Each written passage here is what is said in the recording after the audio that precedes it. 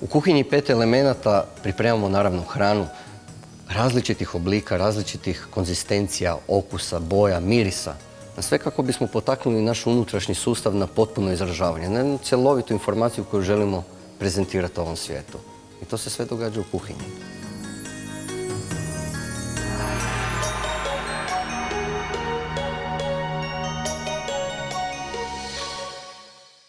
Danas na meniju jedno prekrasno proljetno varivo sa mungo grahom, neki to još zovu zelena i soja, ječmom, porilukom, ovom prekrasnom koprivom, jedva čekam da probam, i prženim sejtanom. Bacit ćemo se odmah na posao. Vodu smo stavili za vrijat, tako da odmah ubacujemo mungo grah i ječam zajedno u isto vrijeme.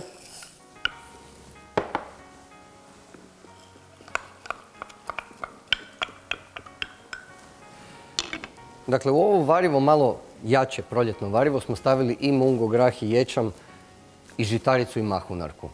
Na taj način smo dobili cjelovitu informaciju.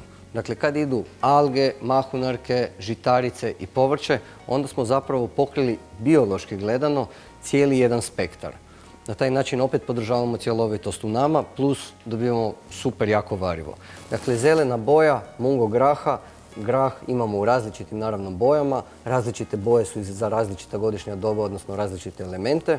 Zelena boja, rekli smo, za drvo, ječam kao žilava, žitarica dobit će taj jedan karakter varivo uz nju. Ok, mungo grah i ječam su već poprilično kuhani, sigurno nekakvih 80%.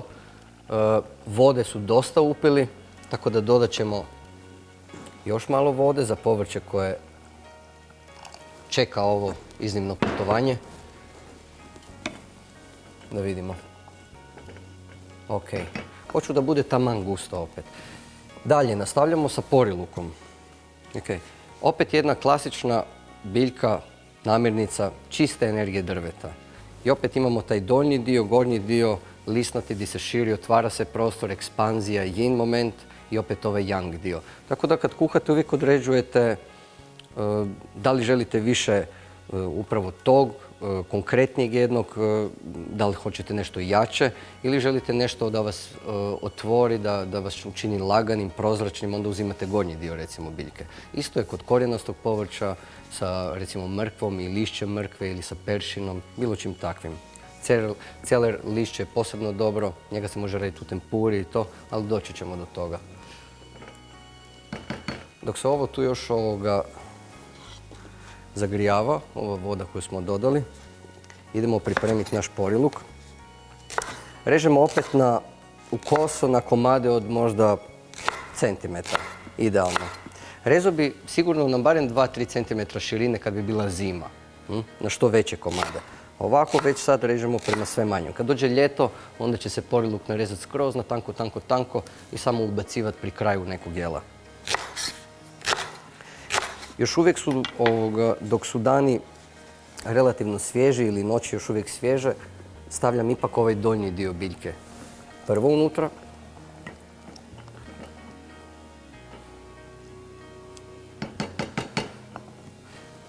To će ostati na tome.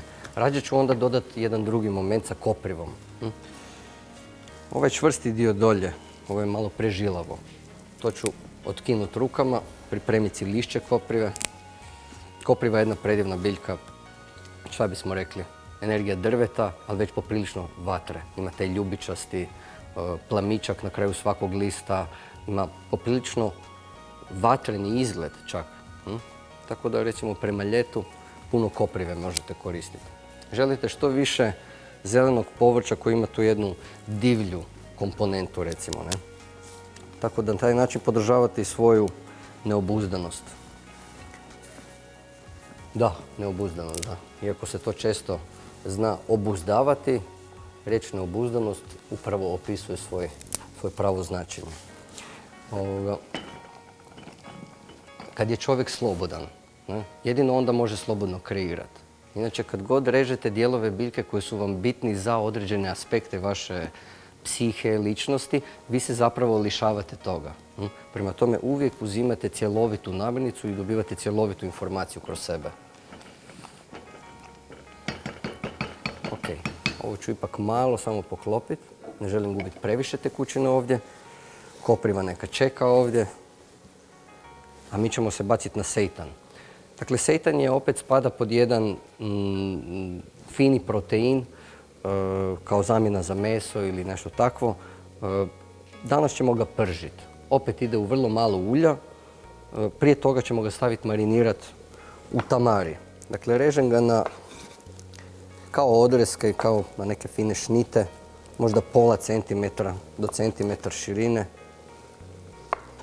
Posložit ćemo ovdje na tanjurić i samo preliti tamarijem. Nek se ovdje malo marinira. Tako. Promiješati rukama još.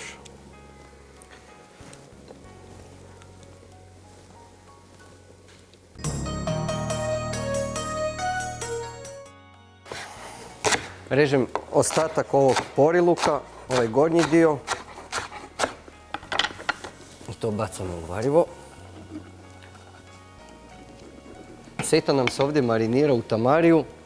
To je riješeno, palimo vatru za prženje. Dodajemo malo ulja. Ok. Dovoljno. Bacit ćemo i ove shiitake gljive. Na redu su i alge. Njih samo lomimo.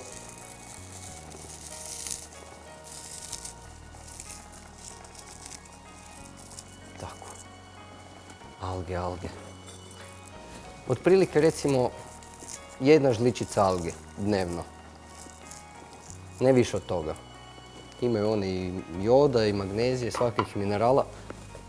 Ali magnezij je posebno važan za zdravlje, za opuštenost. Sad smo na toj temi. Energija drveta, odnosno jetre, da bude cool, da uvijek bude opuštena. Kad smo opušteni ko ljudi, onda smo najbrži u akciji. Znači šta god nam dolazi, mi brzo možemo imati taj respons, taj odgovor, ali da bude iz jednog opuštenog stanja, ne iz napetosti. Jer kad je odgovor iz napetosti, iz napete tvrde jetre, onda nastaju nekakvi problemi. A ovako, sa čistim zadovoljstvom reagirate na svijet. I reakcija je poželjna. Znači ne one priče ne treba reagirati, ovo ono. Treba reagirati, ali treba znati kako reagirati. Ovo tu nam upravo pomaže, odnosno podržava nam taj sustav cijeli. Da imamo pravodobnu akciju. Narezat ću koprivu da mi bude spremno. To ću baciti na kraju. Ona je nježna. Iako je poprilično žilava isto biljka, ali ima taj jedan lišće je nježno dosta. Pogotovo ova mlada sad kopriva. U kuhinji na proljeće što više mladog zelenog povrća da dobijete tu finu, nježnu energiju početka. To je proljeće kao početak zapravo godine gdje se sve budi. I vi isto želite uloviti taj jedan moment. Ok, ulje spremno. Svi spremni. Poljećemo. Opet ćemo samo kratko ubaciti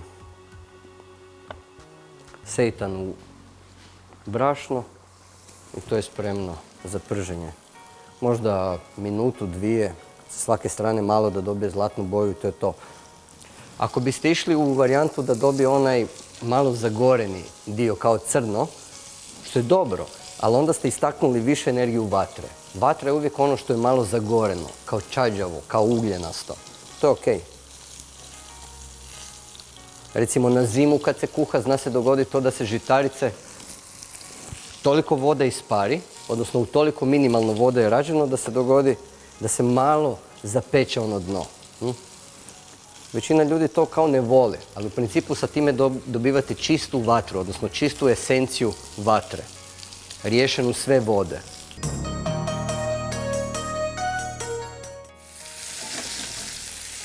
Ok, boja savršena. Okrenuli smo na drugu stranu, to će biti gotovo za 15, 14, 13, 12, za jedno 10 sekundi je gotovo. Pripremamo lagano teren za posluživanje. Prije toga samo bacam koprivu.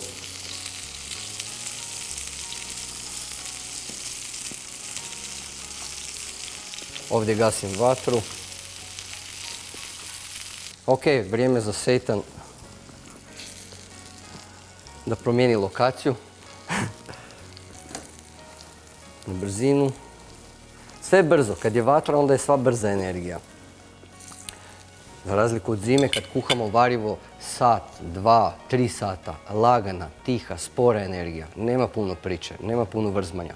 Po ljeti uvijek se brzo. Da vidim kakva je ovdje situacija. Kaže da je gotovo. Ako kaže da je gotovo, gotovo je. Ok, ovaj put na kraju dodajem tamari, jer hoću da mi varivo ima jedan malo ljekoviti moment. Znači, rekli smo sol ide više po zimi, jel? Ali onda prema toplim dijelu godine dodajete tamari, odnosno sojin začin, jer je mnogo lakši i puni tih hranjivih enzima. Ok, dok se ovo tu malo sve skupa povezuje, spremni smo za serviranje seitana. Ovako ćemo lijepo složiti na ovaj tanjurić. Prženo uz varivo, idealna kombinacija. Ok, to nam je tu. Tako. To je to. Gotovo. Da vidimo šta će nam se dogoditi. Šta nam se dogodilo. Šta smo si napravili, to nam se dogodilo.